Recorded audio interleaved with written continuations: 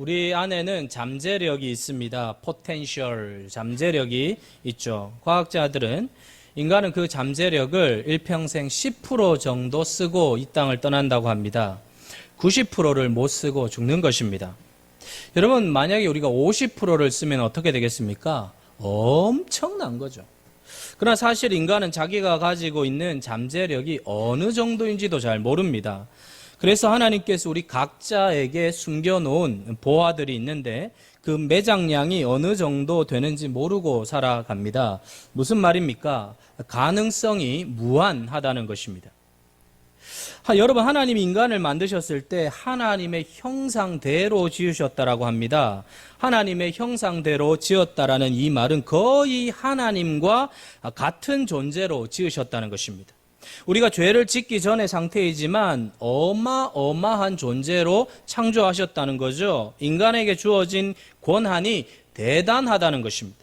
이 세상의 모든 우주 만물을 다스리고 정복하라는 것입니다. 그래서 지금 달나라도 가고 화성도 가고 로켓을 쏘아 올립니다. 인간이 조금 개발했는데 그런 어마어마한 일들이 일어났다는 것입니다. 그래서 하나님의 형상대로라는 것에는 큰 비밀이 있는 것입니다. 독특한 능력을 부여받았다는 것입니다. 오늘 과학 문명이 발전되면서 만들어 놓은 이 세상을 보십시오. 얼마나 대단합니까? 상상을 초월합니다. 요즘 IT 분야 또 생명공학 이런 발전들을 보면 어마어마하게 발전하고 있습니다. 이 모든 것이 하나님의 형상을 따라 지음을 받았다라고 하는 것을 증명하는 것입니다. 자, 그런데 우리에게 주어진 이 잠재력의 문을 여는 것이 굉장히 중요합니다. 그래서 그 가능성을 열어가는 그 작업에 있어서 매우 중요한 것이 있는데 그것이 무엇인가 하면 바로 상상력이라는 것입니다. 그래서 창조력은 상상력입니다. 요즘 창의력에 대해서 이야기를 많이 하고 있습니다. 지금 이 시대는 창의력의 세상입니다. 여러분, 지금 시대는 기본적으로 이 성실함이 필요하지만 이 성실함만 가지고는 안 된다는 것입니다. 창의력 없이 성실함만 가지고는 안 된다는 거예요. 어떤 사람은 성실히 했는데 왜 안 되지라고 하는데 거기 플러스 창의력이 있어야 합니다. 창의력을 가지고 성실해야지 성실함만 가지고는 안 되는 시대예요. 왜? 전부 다 규칙적으로 움직이지 않기 때문입니다. 20세기까지는 그것이 가능했습니다. 왜냐하면 그때까지는 전부 다 규칙적으로 움직였기 때문입니다. 그런데 요즘은 모든 것이 불규칙합니다. 지루하고 뻔한 삶을 살아가는 사람들의 특징이 무엇이냐면 상상의 세계가 닫혀있기 때문에 그렇습니다. 상상력이 결국은 뭘 만들어내느냐 하면 창의력을 만들어내는 것입니다. 그래서 삶의 확대는 무엇으로 일어나느냐? 상상력이 어디까지 열리느냐? 어디까지 확대되느냐와 연관이 되어 있죠. 삶이 풍성하다는 것은 상상력이 풍성하다는 것입니다. 삶의 빈곤은 그럼 무엇일까요? 상상력이 빈곤한 것입니다. 결국 이 상상력이라는 것이 무엇이냐 하면 어떤 것이 현실화되는 예비 단계입니다. 여러분, 상상한 것이 전부 다 우리 현실로 나타나는 것입니다. 오늘 전부 다 상상의 세계에서 현실이 된 것입니다. 우리 눈에 드러난 모든 것이 상상한 것들이 나타난 거예요. 그러니까 여러분, 우리가 기억할 것은 상상과 공상은 다릅니다. 어떤 사람은 상상은 안 하고 공상을 하는 거예요. 상상은 현실을 무시하지 않습니다. 현실에 깊이 뿌리를 내리고 있습니다. 그러나 공상은 현실로부터 도피하는 거예요. 현실로부터 도피하여서 가공의 세계로 나아가는 것이 공상이죠. 비현실적인 그런 세계로 나아가는 것입니다. 그러나 상상은 현실에 뿌리를 두고 모든 것을 현실로 가져오는 거예요. 그래서 우리가 거룩한 상상을 하게 되면 자연스럽게 우리의 믿음이 자라게 되어 있습니다. 반대로 공상이 깊어지면 허공을 치는 삶을 살게 되는 것입니다. 18세기 계몽주의 시대 이후로 합리주의가 득세했죠. 그런데 대표적인 인물이 데카르트입니다. 생각한다? 고로 나는 존재한다. 인간의 이성을 강조했습니다. 문제는 이성의 세계 안에 모든 걸 다 가두어 두었어요. 하나님조차도 이성 안에 가두어 놓았습니다. 그래서 어거스틴이 무슨 이야기를 하는가 하면 이해할 수 있다면 하나님이 아니다 그랬어요. 이성으로 다 재단하고 분석할 수 있는 하나님이라면 그건 하나님이 아니라는 거예요. 우주에 충만하신 하나님을 타락한 인간이 어떻게 알 수 있느냐 모른다는 거예요. 자, 여러분, 이성의 한계를 넘어서려고 하면 상상력을 길러야 한다는 것입니다. 여러분, 미켈란젤로가 큰 돌을 봅니다. 큰 돌을 보는데 이 큰 돌을 보기 전에 미켈란젤로가 그 안에 다윗을 본 거예요. 다비드상. 이런 거대한 반석을 미켈란젤로가 보고 미켈란젤로는 그 안에 다윗을 보고 나서 작품이 만들어집니다. 이 다비드상이. 여러분, 모든 예술 작품이 상상력의 결과입니다. 근데 예술만이 아닙니다. 우리의 삶의 모든 결과물이 다 상상력의 결과예요. 상상하지 않은 것이 저절로 된 것이 없습니다. 스티브 잡스가 가졌던 상상력이 오늘 이 세상을 뒤집어 놓았어요. 바꾸어 놓았어요. 옛날에 에디슨이 세상을 바꾼 것과는 비교가 되지 않습니다. 스티브 잡스나 빌 게이츠가 만들어 놓은 이 세상의 변화는 파격적입니다.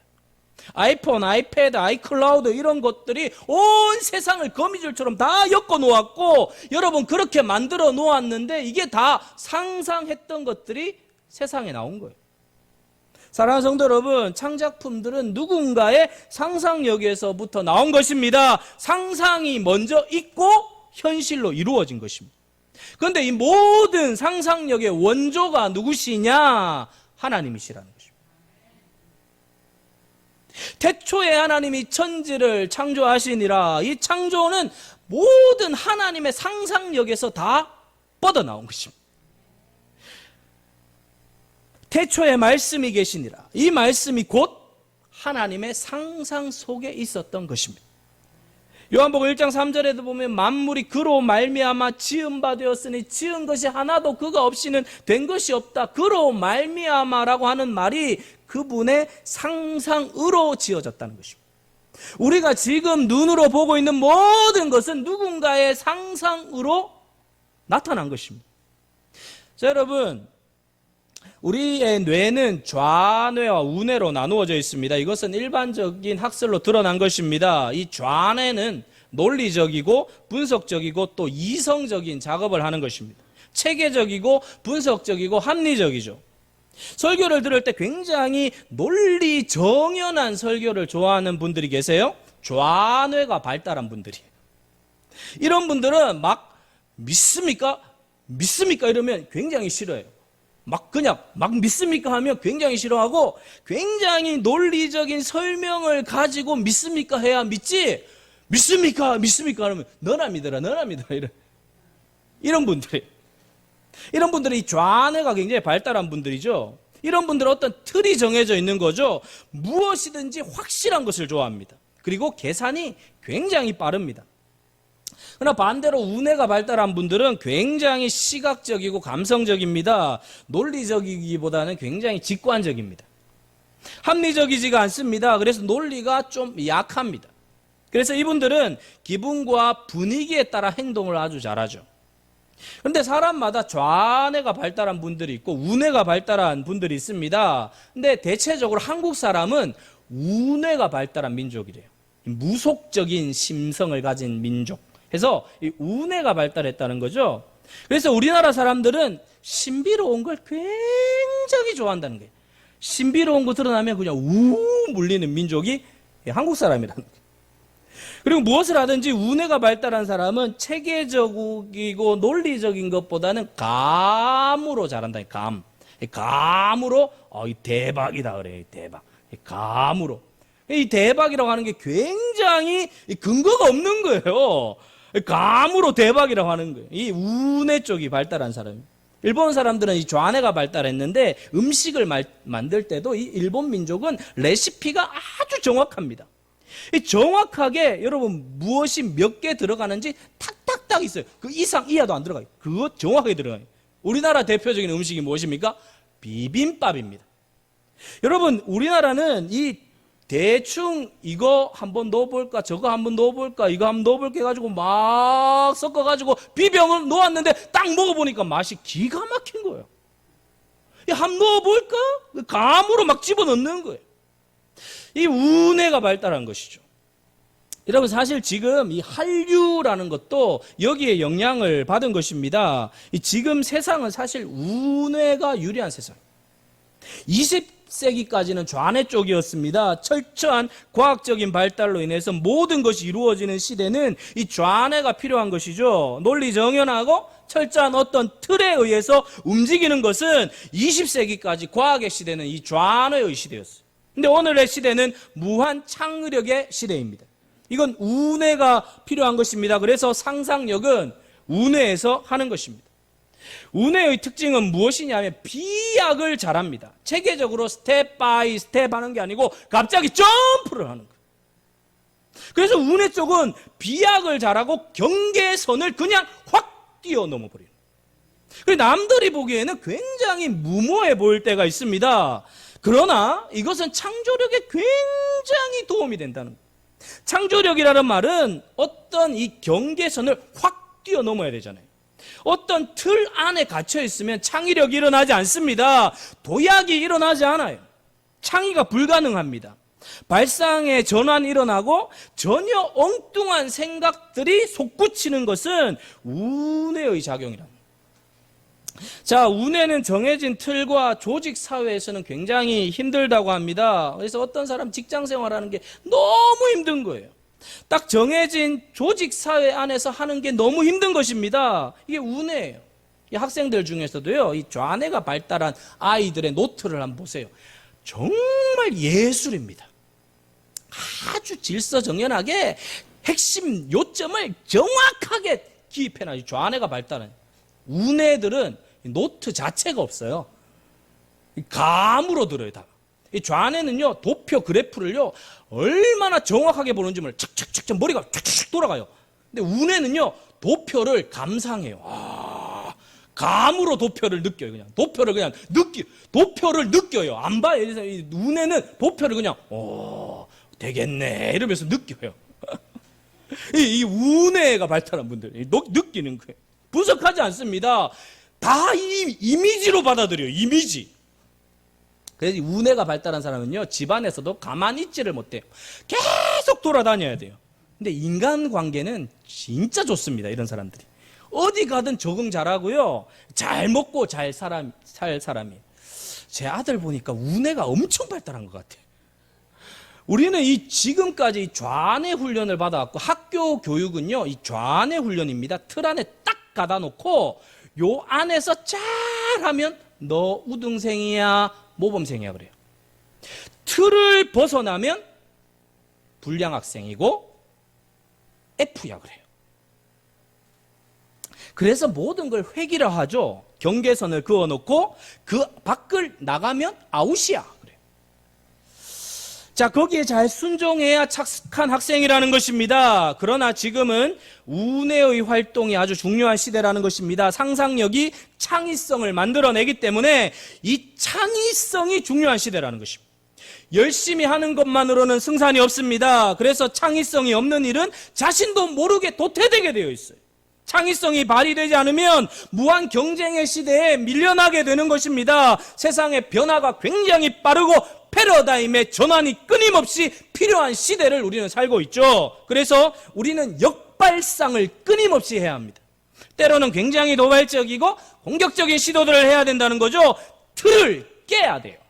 이건 우뇌의 작용입니다. 이건 디자인하는 것을 봐도요, 틀이 없습니다. 룰이 없어요. 경계선을 넘어버려요. 한 번도 다른 사람들이 접근해 보지 않은 방식들을 시도해 보는 것입니다. 그런데 사실 가만히 보면 우리가 믿음 생활을 해 나갈 때 하나님이 이런 분이세요. 하나님은 어떤 한계에 갇혀 있는 분이 아니십니다. 하나님은 무한대이십니다. 그래서 하나님은 오늘 어떤 사람을 쓰기를 원하실까요? 우리가 가만히 들여다보면 자기 생각에 딱 굳어져 있는 사람들이 많습니다. 자기 그 생각의 세계에서 빠져나오지 못하는 사람들을 하나님이 쓰실 수가 없습니다. 그래서 하나님이 쓰시는 사람들은 어떤 사람인가 하면 자기의 굳어져 있는 그 생각에서 바깥으로 빠져나와 하나님께서 하나님의 무한대로 끌고 가시는 것이죠. 그래서 오늘 하나님은 우리 안에서 무엇인가를 일을 하려고 하실 때 어떤 일을 하는가 하면 우리 속에 상상을 불러일으키십니다. 지금 나에게 어떤 상상의 일들이 일어나고 있다면 하나님께서 지금 내 안에서 어떤 일을 하고 계시는 줄로 믿습니다.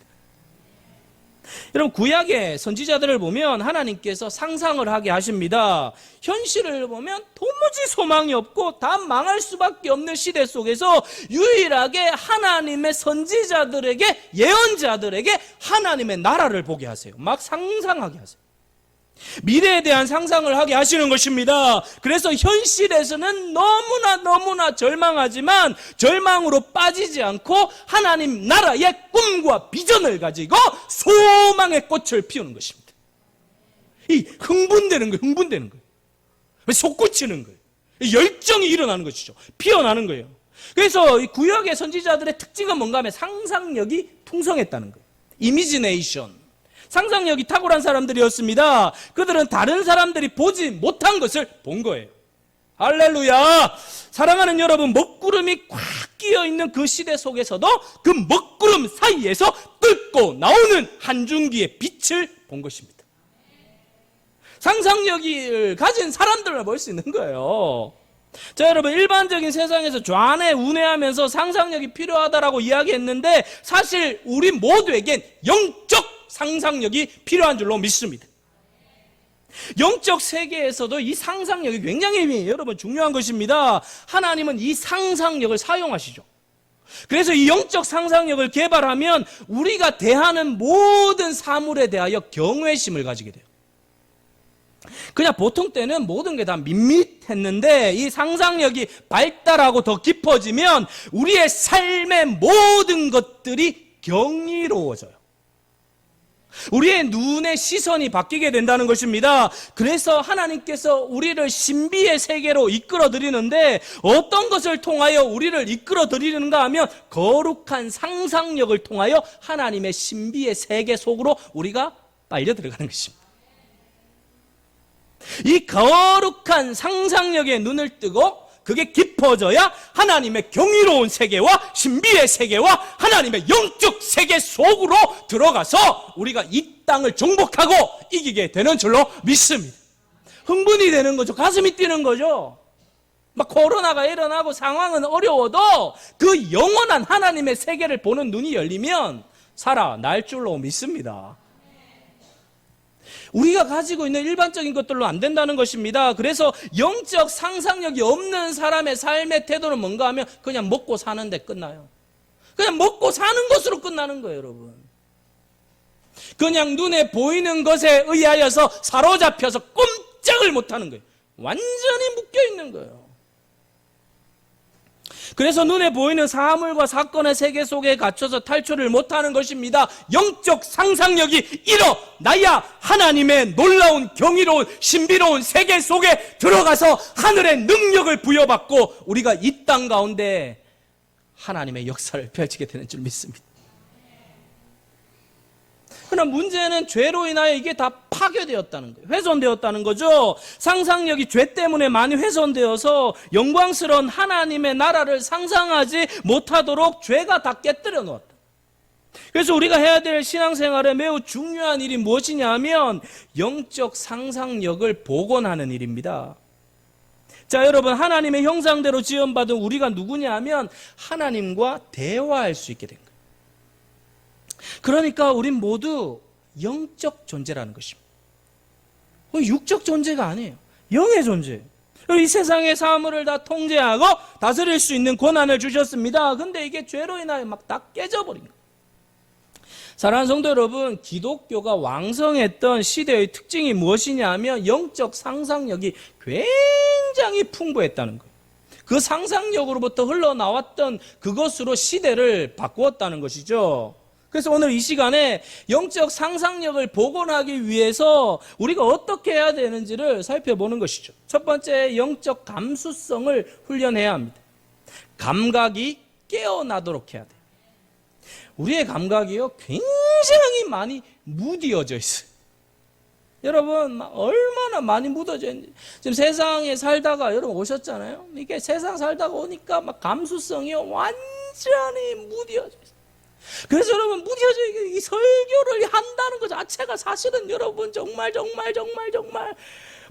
일이 아니에요. 묻어져 있는 이 감성들을 깨우며 일으키며 변화시키기 위해서 생명을 거는 이유는, 보세요, 지금도 무뎌져 있잖아요. 그러니까 이게 막 이걸 깨우는 거예요. 사실은 이 깨면요, 이게 막 열리는 거죠. 반응하는 거죠. 여러분, 솟구치는 거예요. 말씀이 막 들어가는 거예요. 이런 감성이 무뎌진 교회는요, 냉랭합니다. 뭐 에어컨 안 켜도요, 문 열고 들어와도 싸해요. 근데 이 감성이 깨어난 교회는요, 출렁여요. 예배 시간이 출렁여요. 영적 감동이 있습니다. 영이 깨어납니다. 하나님을 향한 비전을 꿈꿔요. 이 가슴이 뛰게 되는 것이죠. 사랑하는 성도 여러분, 감성이 죽으면요, 자기 만족에 빠지게 됩니다. 나밖에 몰라요. 냉담해지죠. 그래서 감성이 무뎌지면 나타나는 대표적인 특징이 말초신경에 집중해요. 말초, 장가지잖아요. 끝단, 감각적인 표피적인 것에 집중하는 삶을 살아요.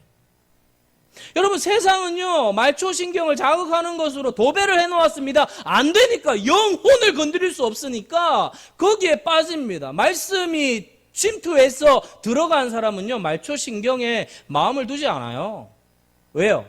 영적 감수성이 솟구치기 때문에 그 장가지 그냥 뭐 짜릿짜릿한 뭐 바깥에 끝에 거 관심 없어요. 관심 없어요.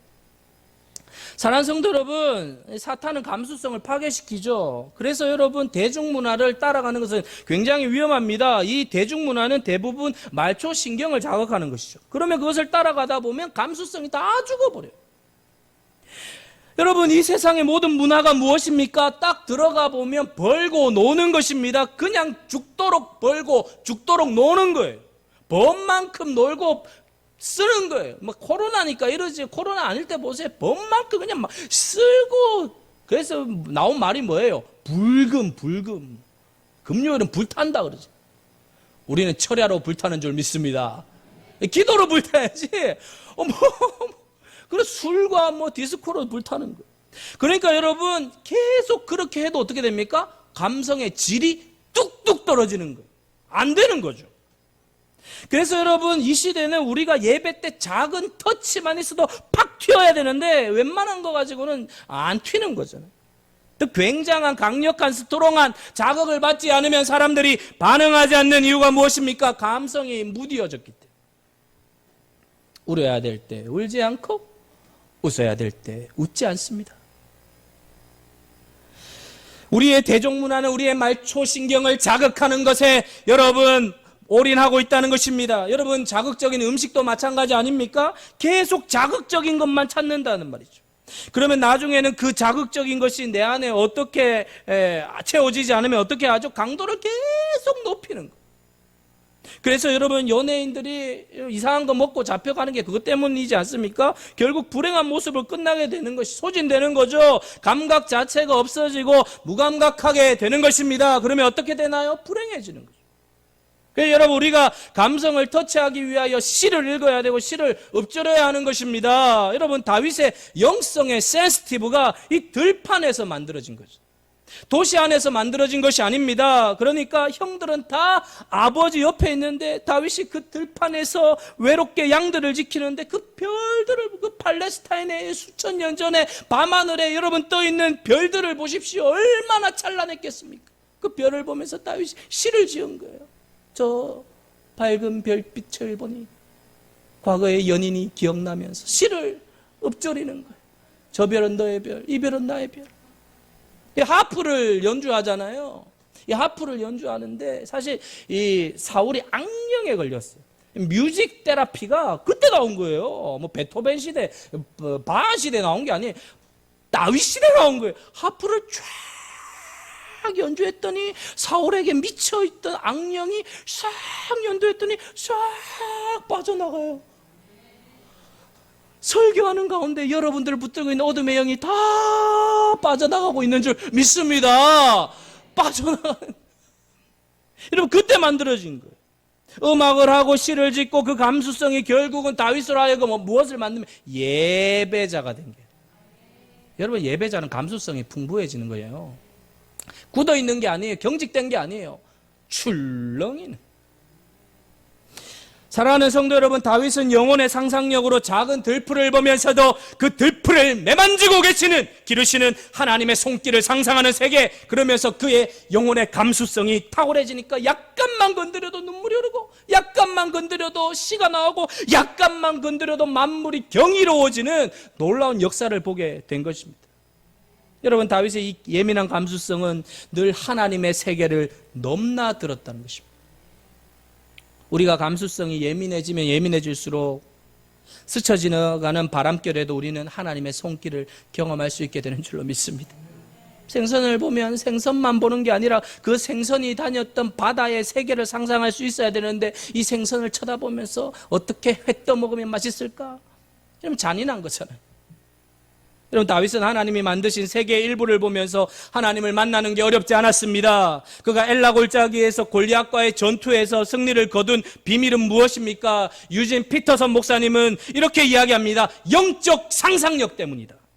다윗은 하나님에 대한 상상력이 풍부했다는 것입니다. 그것은 바로 앞에서 고함을 지르는 거인 골리앗보다 창조의 하나님이 더 현실적으로 자신에게 다가올 정도로 상상력이 무르익었기 때문에 저 골리앗은 아무것도 아니었다는 것입니다. 왜 하나님이 지금 앞에서 고함을 지르고 있는 그 골리앗보다 더 현실적으로 자신을 압도하고 있었기 때문에 붙들고 있었다. 영적 감수성이 예민해지면 이렇게 되는 것입니다. 그 하나님이 멀리 계는 분이 아니라고 말이에요. 상상력이 무르익으면 그분이 오늘 나에게 일어나는 어떤 상황보다 더 강력하게 내 안에 임재하여서 나의 인생을 붙들고 새롭게 하실 줄로 믿습니다. 그분의 능력이 나를 이끌고 나를 인도한다면 내가 두려울 것이 무엇이 있을 것인가 라고 하는 신앙 고백이 나오는 거예요. 담대해지는 것이죠. 사랑하는 성도 여러분, 영적 감수성이 살아나게 되기를 축복합니다. 근데 이게 죄로 인하여 다 망가져 있는 거예요. 그래서 웬만한 심령이 상황에서는 요동을 치지 않고 웬만해서는 사람들이 반응하지 않는 잔인성이 생긴 것입니다. 이스라엘 회중과 사울에게는 골리앗만 실제합니다. 하나님은 전혀 보이지 않아요. 그러니까 골리앗 자체만 몰두합니다. 이것이 무엇입니까? 이들에게 영적 상상력이 없는 거예요.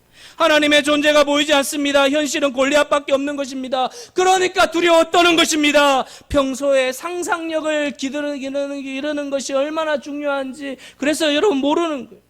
이미 다윗은 들판에서 그 감수성으로 영적 상상력을 충만하게 키웠습니다. 그래서 다윗은 다급한 현실에 파묻히거나 당황하거나 두려워하지 않았다는 것입니다. 사랑하는 성도 여러분, 영적 감수성이 무뎌지면 세상의 타락한 문화에 빠져버려요. 강력해요. 얼마나 강력하게 우리를 끌어당기는지 몰라요. 그래서 당장 좋은 것만 찾아요. 기다리지를 못합니다. 조급하면 상상력을 다 잃어버려요.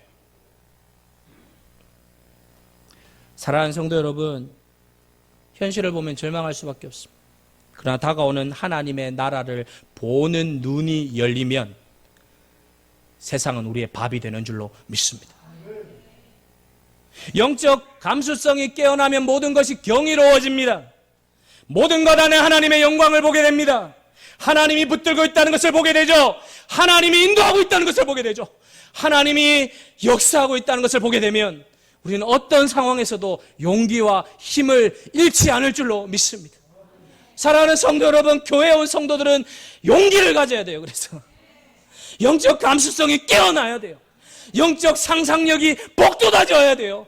그래서 여러분, 세상이 말하는 것을 뛰어넘는 하나님의 세계를 보는 사람은 이 세상을 이기게 되는 것입니다.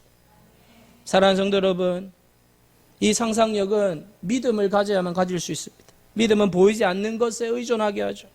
보이지 않는 것을 보는 것이 상상력입니다. 믿음이 바로 그거예요. 우리가 가지고 있는 믿음.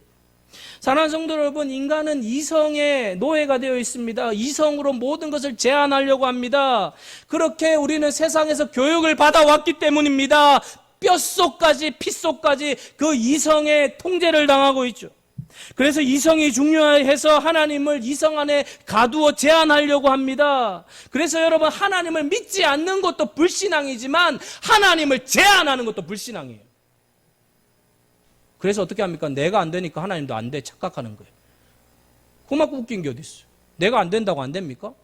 No! 됩니다. 돼요. 하나님이 역사하면 돼요.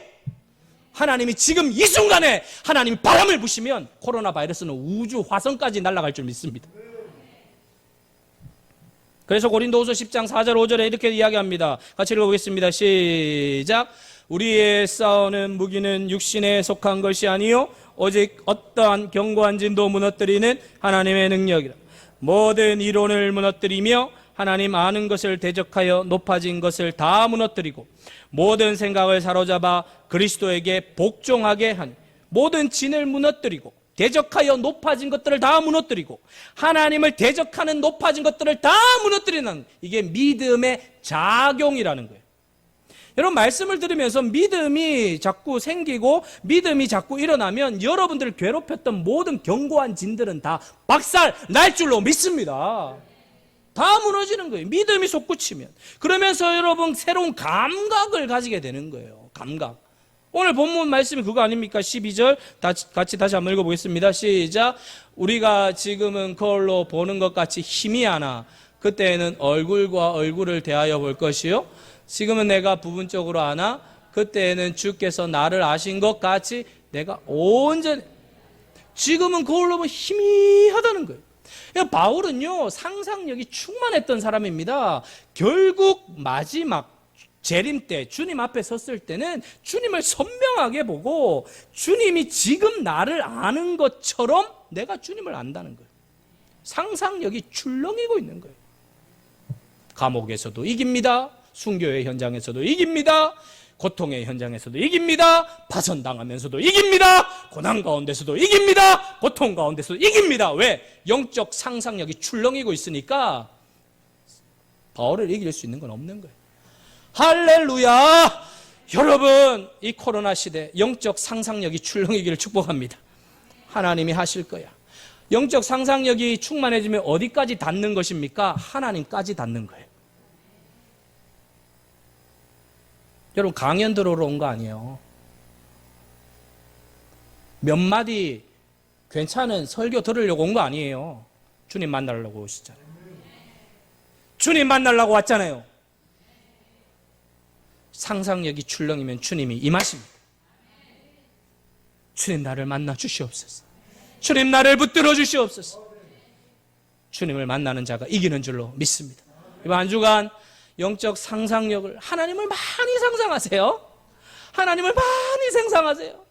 다른 거 상상하지 마. 그러면 여러분 믿음이 자랄 거예요. 그리고 여러분들을 괴롭혔던 모든 문제는 싹 사라질 줄로 믿습니다. 우리 세계교회 성도들 힘을 내서 승리하시길 축복합니다.